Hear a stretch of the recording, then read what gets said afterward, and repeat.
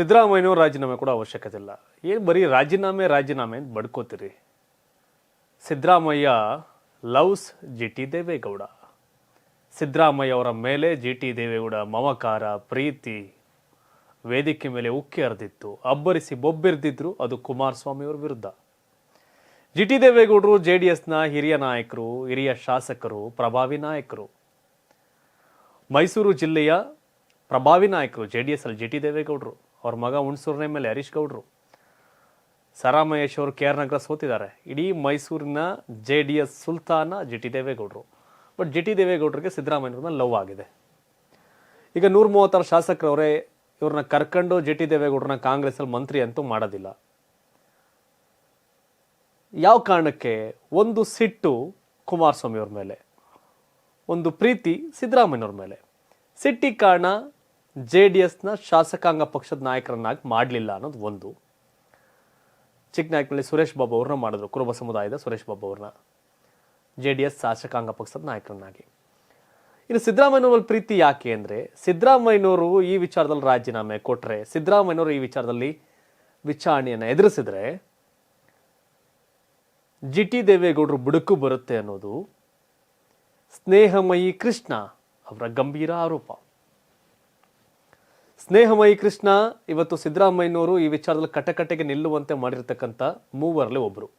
ಸ್ನೇಹಮಯಿ ಕೃಷ್ಣ, ಪ್ರದೀಪ್ ಕುಮಾರ್, ಹಾಗೆ TJ ಅಬ್ರಾಮ್. ಮೈಸೂರಿನ ಸ್ನೇಹಮಯಿ ಕೃಷ್ಣ, ಮಂಡ್ಯ ರಾಮನಗರದ ಪ್ರದೀಪ್ ಕುಮಾರ್, ಬೆಂಗಳೂರಿನ TJ ಅಬ್ರಾಮ್. ಈ ಮೂವರು ಕಾರಣ.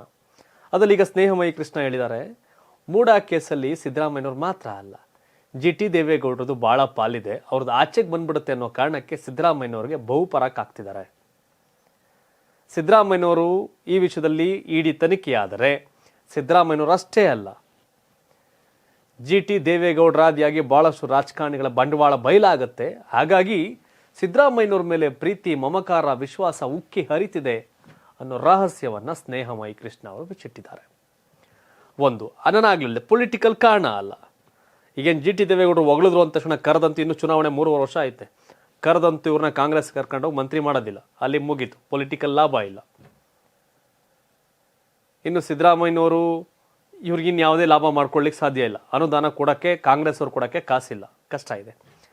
ಬಟ್ ಈ ಮೂಡಾ ಪ್ರಕರಣದಲ್ಲಿ ತನಿಖೆಯಾದರೆ ಇವ್ರದ್ದು ಬಂಡವಾಳ ಬಯಲಾಗತ್ತೆ ಅನ್ನೋ ಹೇಳಿಕೆಯನ್ನು ಸ್ನೇಹಮಯಿ ಕೃಷ್ಣ ಕೊಟ್ಟಿದ್ದಾರೆ. ಬಟ್ ರಾಜಕಾರಣದಲ್ಲಿ ಸಿದ್ದರಾಮಯ್ಯನವ್ರನ್ನ ಸೋಲಿಸಿದ್ರು ಜಿ ಟಿ ದೇವೇಗೌಡರು. ಸಿದ್ದರಾಮಯ್ಯನವರ ರಾಜಕೀಯ ಇತಿಹಾಸದಲ್ಲಿ ದೊಡ್ಡ ಸೋಲನ್ನು ತೋರಿಸಿದ್ದು ಜಿ ಟಿ ದೇವೇಗೌಡರು. ಜಿ ಟಿ ದೇವೇಗೌಡರು ಈಗ ಸಿದ್ದರಾಮಯ್ಯನವ್ರನ್ನ ಇಂದ್ರ, ಚಂದ್ರ, ಸುರೇಂದ್ರ, ನರೇಂದ್ರ ಅನ್ನೋ ಟೈಪ್ ಅವ್ರನ್ನ ಹೊಗಳಿ ಅಟ್ಟಗೇ ಇಲ್ಲ, ಭಾಳ ಕೆಲಸ ಮಾಡಿದ್ದಾರೆ, 136 ಬೆಂಬಲ ಇದೆ ಅಂತ ಹೇಳ್ತಾರೆ. ಅಂದರೆ ಆ ಹೇಳಿಕೆ ಪ್ರಾಮಾಣಿಕವಾಗಿಲ್ಲ. ಆ ಹೇಳಿಕೆಯ ಹಿಂದೆ, ಆ ಪ್ರೀತಿಯ ಮಾತಿನ ಹಿಂದೆ, ಆ ಬೆಂಬಲದ ಹಿಂದೆ, ಆಮೇಲೆ ನನ್ನ ಬುಡಕ್ಕೆ ಬರಬಾರ್ದಲ್ಲ, ಈ ಪ್ರಕರಣದಲ್ಲಿ ನಾನು ಕೂಡ ಸಿಗಾಕಬಾರ್ದಲ್ಲ ಅನ್ನೋ ಕಾರಣಕ್ಕೆ ಈ ಹೇಳಿಕೆ ಕೊಟ್ಟಿದ್ದಾರೆ ಅನ್ನೋದು ಸ್ನೇಹಮಯಿ ಕೃಷ್ಣ ಅವರ ಮಾತು. Don't know, not only G T ದೇವೇಗೌಡರು, ಇನ್ನೂ ಒಂದಷ್ಟು JDSನ, BJPಯ, ಕಾಂಗ್ರೆಸ್ನ ನಾಯಕರೆಲ್ಲರೂ ಕೂಡ ಮುಡಾ ವಿಚಾರದಲ್ಲಿ ಬೆತ್ತಲಾಗ್ತಾರೆ, ಸಿಕ್ಕಿ ಬೀಳ್ತಾರೆ ಅನ್ನೋದು ಸ್ನೇಹಮಯಿ ಕೃಷ್ಣ ಅವರ ಮಾತು.